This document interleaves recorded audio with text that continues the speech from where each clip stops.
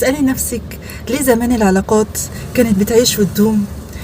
ليه زمان كان في جوازات كتير واقفة على رجليها العمر كله؟ ليه زمان كانت البيوت هادية ومستقرة ما كناش بنسمع عنها اللي احنا بنسمعه دلوقتي؟ هتقولي لي اصل زمان الناس كانوا طيبين، اصل الدنيا غير الدنيا معاكم. بس كمان في سر كانوا زمان بيطبقوه، علشان كده كانت حياتهم وكانت علاقاتهم كلها جميلة.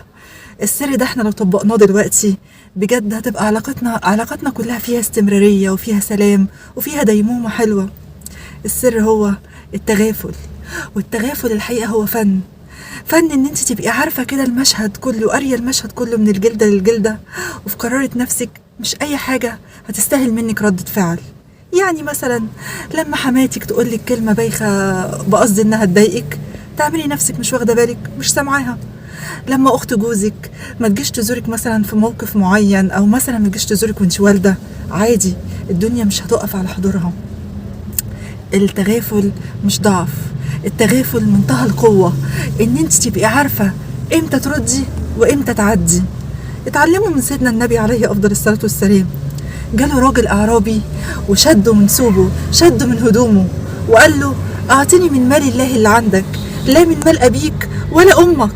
شوفوا بيتكلم بمنتهى الوقاحة، ومع ذلك سيدنا النبي عليه افضل الصلاة والسلام ما انفعلش، ما غضبش، ما زعلش، ولا حتى امر الصحابة انهم يعاقبوه او يطردوه خالص. ابتسم وقال وامر انهم يدوا له فلوس.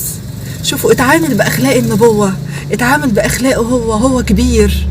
لما توصلي لمرحلة من النضج هتعرفي ان في حاجات كتير قصادك هتعتبريها صغائر مش هتستاهل ان انت تردي عليها، ويوم ما هتردي عليها هتردي باخلاقك انت مش باخلاق اللي قدامك.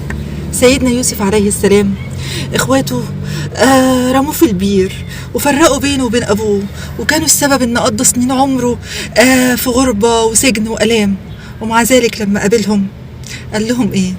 قال لهم لا تثريب عليكم اليوم، يغفر الله لكم وهو ارحم الراحمين. لا عاتب ولا قال لهم كلمة لوم واحدة، ولا اصل حصل ولا انتوا عملتوا ولا الكلام ده كله. اكتفى بالتسامح، فضل انه يختار التسامح، يختار التغافل علشان هو كبير وفي موضع قوة. اتعلمي تكبري دماغك، اتعلمي تنفضي، اتعلمي تطنشي، كل ده علشان سلامك النفسي. وفري طاقتك لنفسك، لتطوير نفسك. يا ستي عديها والناس لبعضيها، بس كده.